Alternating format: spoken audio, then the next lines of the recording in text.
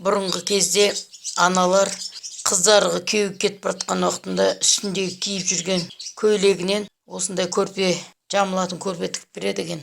Қызым сағынған кезде анасын құшақтап, мейірімін қандырып, сағынышын бассын деп. Міне сондай мақсатпен мынандай плед жасадым. Мына жерде менің 4 халатым бар. Мынау жұқа, юбка, кофта, содан мынандай құрақ перде тігіп алдым шеберханама, мастерскойыма. Біреусі мынау, біреусі мынау міне, 2 тереземе. Мынандай макреме тоқып отырмын қазір. Мына бетіндегі ою құрақ. Қазір бітірдім оны. Ана гүлдердің бәріне тоқылған кашполар. Ескі мәшинем. Менің қазір мынандай кестелеп, құрақ тігіп, бетін бәріне моншақтап кестелеген дөңгелекне. Осыған мынандай не тоқып отырмын қазір. Макреме тоқып отырмын, макреме. Деген серванттың ішінің бәрі тола. Менің жасаған қол өнерлерім. Бәрі құрақтар.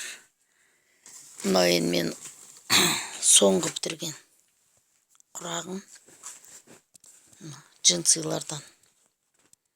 Джинсы, таза джинсы матадан. Көрдің бе? Джинсы шалбар, джинсы. Міне Жамал әпкенің берген халаттарынан өзімнің ескі халаттарым бар. Міне бәрінен мынандай плед жасап алдым. Сөйтіп құрақ плед жасадым да міне. Көрдің бе? Бәрі халаттар. Сөйтіп оны астын мынандай ескі простынямен тіс жасадым да мынандай. Жамылып жата бересің, рахат. Жеңіл күшті жамылған қысындай плед. Міне мынау ескі шалбарлар, балалардың джинсы, драп шалбар, костюм, андай-мындай үйде жатқан. Міне соның бәрінен мынандай плед десе де болады, покрывало десе де болады. Міне осындай құрап шығардым. Мынаның астары бар. Үйде тозбай жүрген простыняны қойдым, тозбайтын. Сонымен осындай керемет плед десе де, покрывал десе де болатын. Осындай дүние пайда болды. Өзіме ұнады. Мынау менің бірінші заказым десе де болады. Дәу мамаларының бір көйлек костюмы сұр, анау сұрмен ана алабажақ. И бордовый юбкасы мен костюмінен бірақ көрпеше шықты ғой. Ойлағам ғой, бірнеше көрпе шығады екен деп. Енді майда шүйде астатықтар қалды. Сырттарын андайғы сұрматамен қоршағым кебеді, оған жетпей қалды. Мен бордовыйдың бәрі сояққа кетті. Міне осылай. Міне кешегі құрақтан қалған астатықтар қалды дебем ғой. Солардан мынандай құрақ құрадым. Міне сұрым мынаған жетіп үлгерді. Мынаған бордовый бидайны жетті. Содан кейін қара. Одан кейін мына қараның аяққа кірістірдім. Енді бұның жан-жағына мынау жиектеріне қоятын бір мата таппай жатырмын. Енді дәу маманың берген мынау плашы ғана қалды. Мынау қарадан қалды, қара ғана. Сонымен білмей тұрмын, матаның жиектеріне каймасына қара жіберсем, кәдімгі кір көтерімді көрпе болайын деп тұр ғой. Енді бұдан да майда-майда 3 бұрыш кішкентай қалдықтар қалды. Одан ана крейзи деген құрақ жасап, кішкентай көпшік жасап, или жастықша жасап. Үйге жақсы ғой. Осындай ескі киімдерден бір 3 көрпеше құралса, одан кейін жаңа матадан 3 көрпе құралса, қонаққа салатын. Өздеріне ана қонаққа 6 көрпеше жетеді. Бастапқы кезде мынандай құрақты құрайым. Қошқар мүйіз деген құрақ, мынау мүйіз. Қошқар мүйіз деген біз ырымшыл қазақпыз ғой. Мал көп болсын деген ниетпен құралады бұл. Менің ұстанымым бойынша.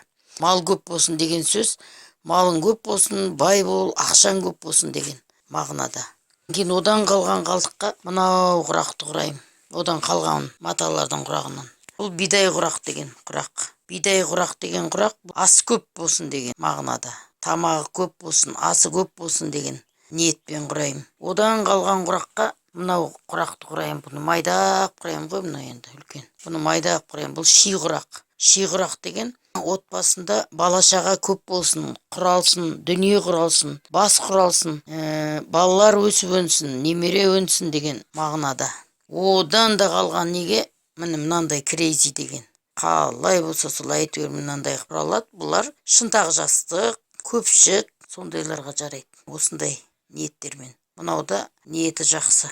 Құрақ құралады. Майда шүйдеден жинақтала бересің, құрала бересің, бай боласың, бақытты боласың деген сөздер. Міне мынандай көрпеше шықты. Екіншіміз. Қызыл нелерді қосып әдемі ашылып кетті. Осы екінші көрпеше. Қайда мынау кеше қап-қара деп атқанның өзі күшті ашылды. Бұнан біттім. Ана ішіндегі ақшыл жасыл мен ана темный жасыл күшті үйлесті да. Ағыныш құтты болсын үшінші көрпешең. Мына гүл құрақ, гүлдей сұлу болсын үрім бұтағың мен өзің күйеуің бәрің сұлу болыңдар деген ниетпен. Осылай, міне қазір бітірдім да. Отыр мына мамаңның көйлегін әрең жеткізім жан жағына. Мамаң отыр міне, каша жеп отыр. Міне шеберханамның ішін одан сайын ыңғайлы қылып жинап алдым.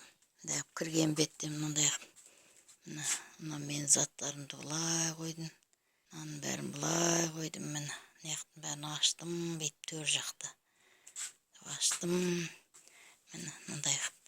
Сөйтіп бәрін ыңғайлап қойдым да өзім отыратын орынды міне қарай ауыстырдым. Бүкіл тігін заттарын неқа қойдым. Ондағы мақсатым даладан міне бірден таза ауа мен отырған жағыма келеді да, мына жерге ыстықтамаймын. Отыратын орным ыңғайланып машинкам. Міне мына жерден бүйтіп отырам, мынау сандығым ауа кіріп тұрады ашық, диваным, пердем. Мына жаққа көрпелерімді анау мынаусын өлшеймін, бүйтем төсеп жерге. Мына төртінші көрпе дайын болды. Әдемі цвет шықты ерекше. Мынандай екі көрпеше шықты пердеден. Осылай міне. Міне мынау ерекше әдемі көрпе болды. Жетінші көрпеше. Ешкімнің есіне ұқсамайды. Джинсилардан құралған бұл. Міне алды шынтақ жастық. Бұл да дайын. Көрпешеден қалған мына пердені осыларға.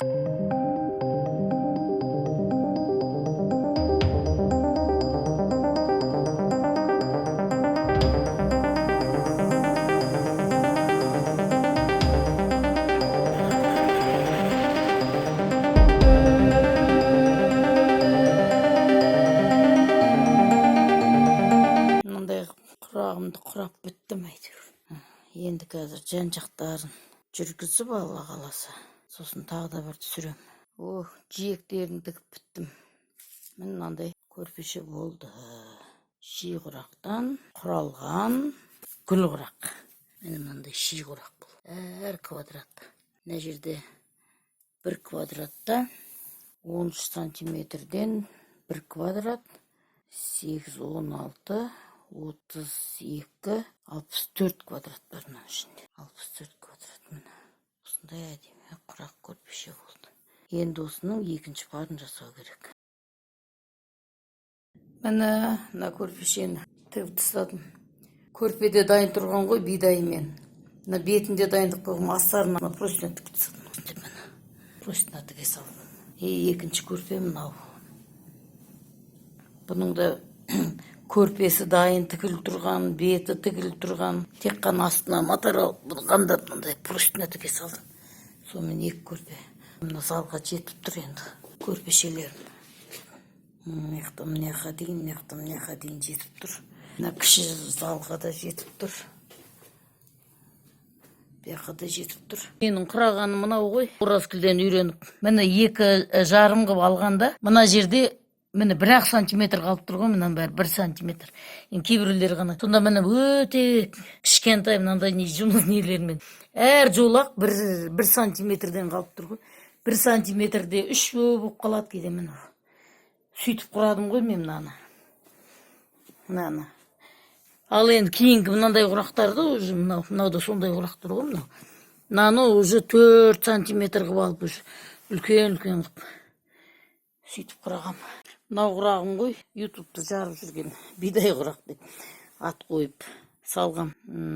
Елдің бәріне бүкіл халыққа осыны ақ қалды ғой. Енді жаңағына осыны үйретіп не ағамын ғой. Осындай мына бір жыртыстардан құраған құрағым. Мына таза қыжым ғой, анау велюр жан жақ.